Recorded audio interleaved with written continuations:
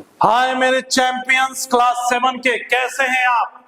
आपका energy level high होना चाहिए क्योंकि आपका बहुत जल्द एग्जामिनेशन आने वाला है, टर्म एंड एग्जामिनेशन, जो तय करेगा कि आप नेक्स्ट सेक्शन में या नेक्स्ट क्लास में जाएंगे कि नहीं जाएंगे। तो इसी के लिए आपके जो क्लास साइंस बुक है उसमें से क्लास लास्ट चैप्टर जो है, जो कि आपका क्लास में, ये हम सोचे हैं कि क्लास में ये पढ़ाई नहीं होगा, इसको आपको ऑनलाइन ही देखना होगा और ऑनलाइन के साथ हम लोग एक एक क्वेश्चन को डिस्कस करते चलेंगे। हाँ, जहां हम VBI बोले उसको नोट डाउन कर लीजिएगा, क्वेश्चन आ सकता है, तो be prepare yourself for term and examination. ठीक है, तो ध्यान दीजिएगा। शुरू करते हैं। आज का जो टॉपिक है आपका last chapter, waste water and treatment. सुनने से ही लग रहा है कि क्या है ये वेस्ट का मतलब क्या होता है बाबू? वेस्ट का मतलब वही कचरा चीज जिसको हम लोग क्या नेग्लेक्ट करते हैं।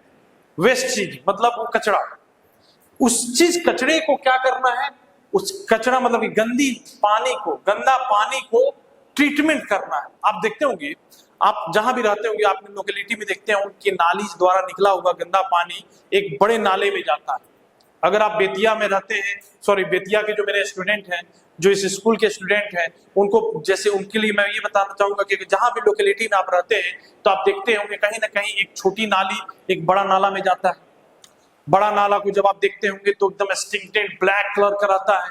ठीक है, अब वो बड़ा नाला है वो जाके किसी नदी में मिलेगा, तो समझिए कि किसी नदी में जाके जब मिलता है तो वो नदी कितने दूर तक जाएगी, और उस नदी को हम कंटामिनेटेड कर दे रहे हैं तो कितनी बीमारियों को पाल रहे हैं, समझ रहे हैं ना। तो ये जो सिस्टम होता है, ये स्वेज ट्रीटमेंट, ये सब इसलिए किया जाता है कि ज्यादा से ज्यादा बीमारियों से लोगों को क्या नाम है, क्रॉप्स को, मतलब कि आपकी फसलों को बचाया जा सके। मानिए किसी फैक्ट्री के बगल में, फैक्ट्री से निकला हुआ पानी, जैसे दिल्ली है, दिल्ली में जितनी फैक्ट्रियां हैं उनकी सारी पानी का मेन किस सोर्स में जाता है? यमुना नदी में। ठीक है, तो यमुना नदी तो कंटामिनेटेड हो जाती है तरह तरह के क्या केमिकल्स से।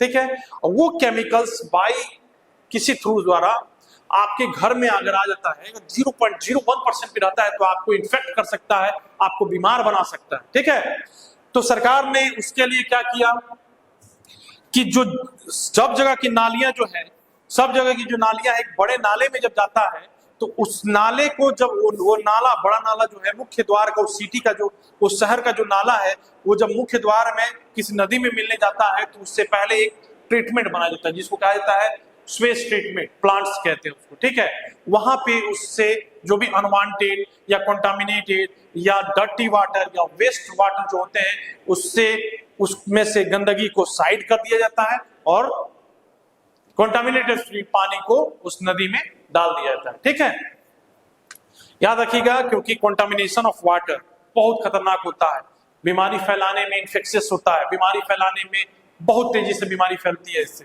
आपको पता होगा जॉन्डिस। ठीक है, और जो गुपचुप खाते हैं, आप गुपचुप खाते हैं तो क्या वो जो पानी पी रहे हैं वो इन्फेक्टेड है कि नहीं है, फिर भी खा लेते हैं। Typhoid, they all are the contamination of water से होता है ये इन्फेक्शंस। चलिए, let us start the new topic and new chapter.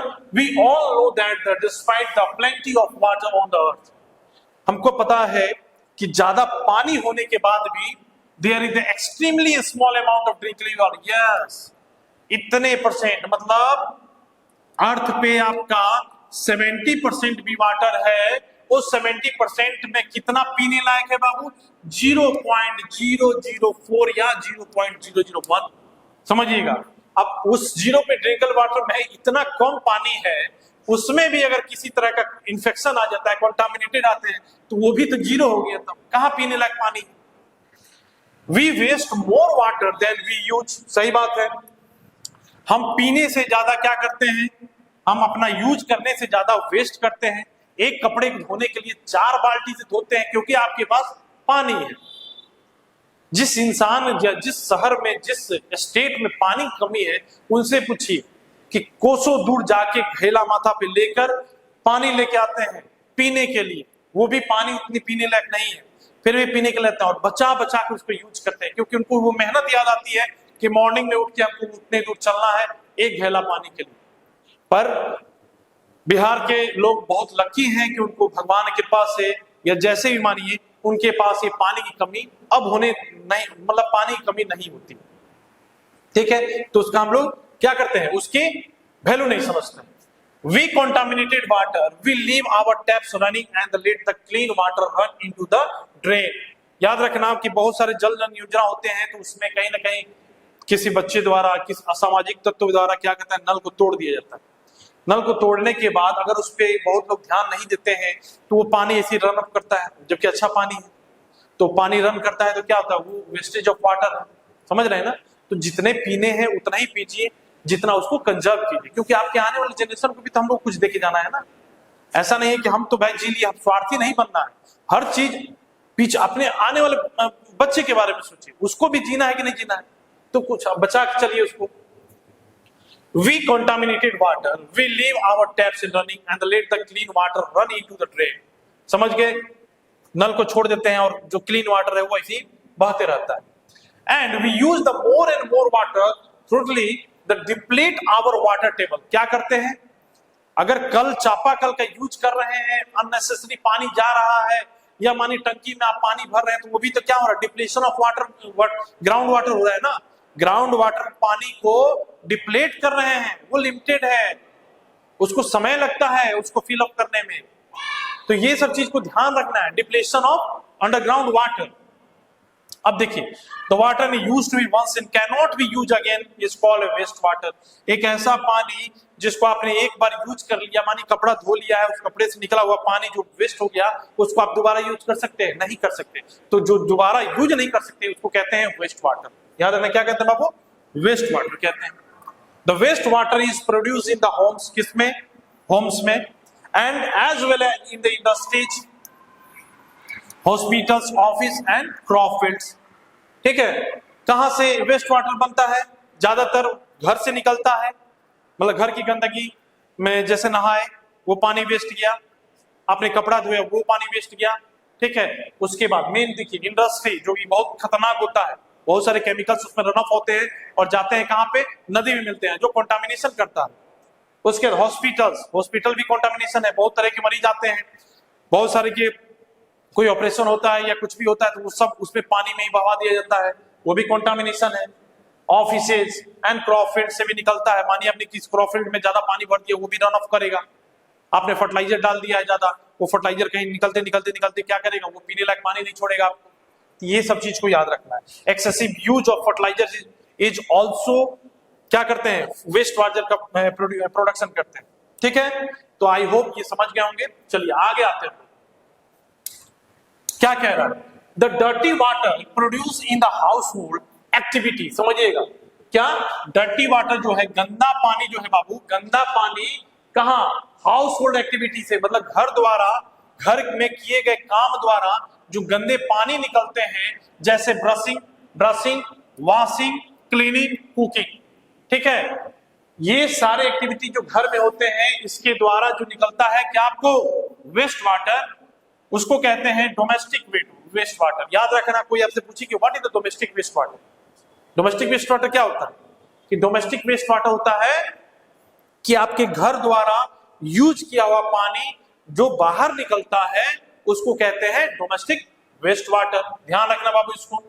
The rain water is also a waste water. याद रखना, when it run over the soil, जब rain water को भी वेस्ट वाटर कहते हैं, जब वो जमीन से, मतलब कि क्या कहते हैं, मिट्टी के ऊपर पेस्टिसाइड्स, फिकल मैटर्स में, फिकल मैटर होते हैं कि जो आपके द्वारा, लोग तो होते हैं ना कि गांव में घर में शौचालय रहते हुए भी बाहर भी शौचालय जाते हैं, तो फेकल मैटर्स, ओनली मैन के ही नहीं फेकल वाटर, डोमेस्टिक एनिमल्स जो जाते हैं उनका भी जो फेकल्स होते हैं, मतलब बाथरूम, ठीक है, एक्सक्रीटिव वेस्टेज, पॉलीथीन, मिनरल्स, ये रेन वाटर सब इसमें मिल जाते हैं, और मिलने के बाद उसको कंटामिनेट या उसको वेस्ट कर देते हैं, उसको डर्टी कर देते हैं। All this waste water collectively known as sewage. याद रखना, ये सारे जो डोमेस्टिक वेस्ट वाटर हो या रेन वाटर के क्या हो, वेस्ट वाटर हो, इन सब को कलेक्टिवली हम क्या कहते हैं, स्वेज। याद रखना, स्वेज कहते हैं। समझना, ये नगर निगम में बहुत सुनते होंगे आप,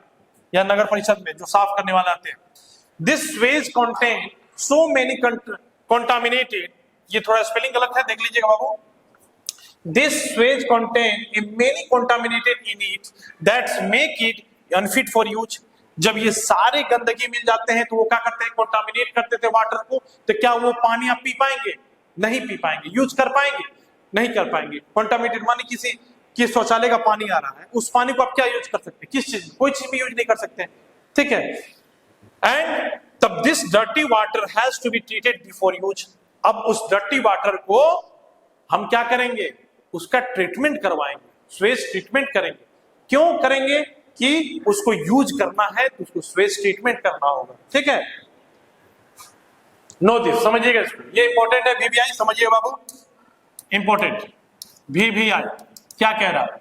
the concerning the problems of scarcity of water. जैसे ये पता चलता है कि पानी की कमी है, उस पर चिंता लोग को होने लगी कि पानी की कमी है और उससे ज्यादा तो वेस्ट ही हम कर दे रहे हैं। द UNO, याद रखना, UNA का जनरल असेंबली एक ऑर्गेनाइज किया जाता है, वहां डिक्लेयर किया जाता है डिकेड 2005 में से लेके 2015 को, ठीक है, as the international decade of waste for water for life.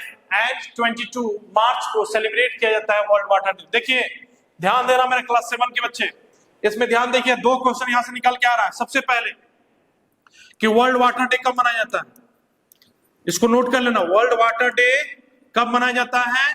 22 मार्च को, याद रखना 22 मार्च को। सबसे पहले इंपॉर्टेंट, कौन सी कमेटी ने क्या किया था? Water for life international, UNA ने क्या किया, एक डिक्लेयर किया, क्या किया कि जो 2005 से लेके 2015 तक एक डिकेड मनाएंगे, उस 2005 से लेके 2015 मतलब 10 साल का जो एक डिकेड बनेगा वो किस नाम पे बनेगा? वाटर फॉर लाइफ, ठीक है। एंड यहां थोड़ा मिस्टेक है, किताब में देख लीजिएगा, ठीक है। चलिए ये समझ गए। अब आगे देखिए थोड़ा सा,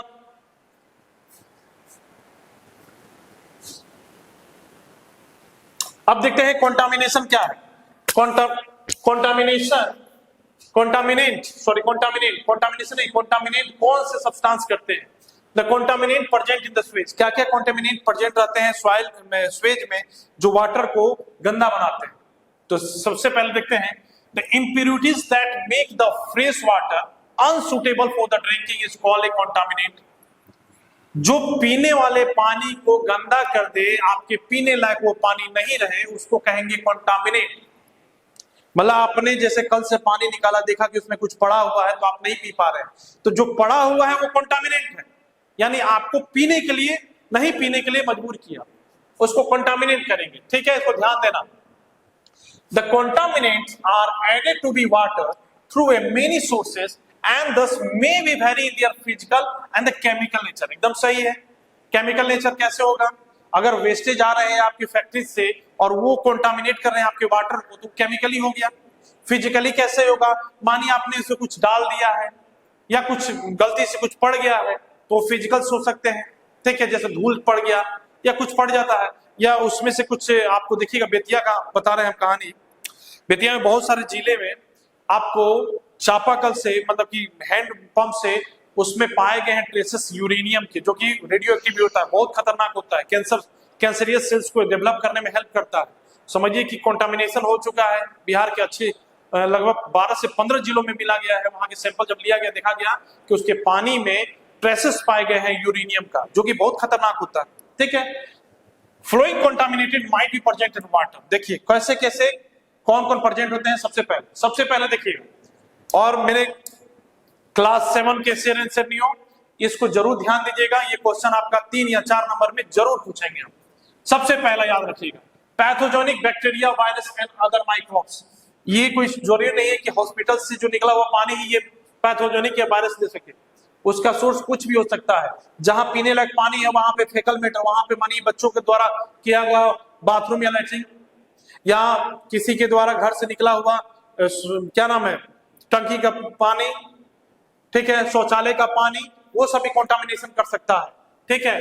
सब सेकेंड देखिए, नॉन पैथोजेनिक बैक्टीरिया, ये भी इंपॉर्टेंट है, याद रखें, non pathogenic bacteria and pathogenic bacteria दोनों ही पाए जा सकते हैं। याद रखना कि अगर कंटामिनेशन ऑफ वाटर होता है तो सबसे पहले जॉन्डिस आपको होने के चांसेस है, टाइफाइड होने की चांसेस है, जितने भी है जा भूल गया, हैजा तो सबसे खतरनाक था।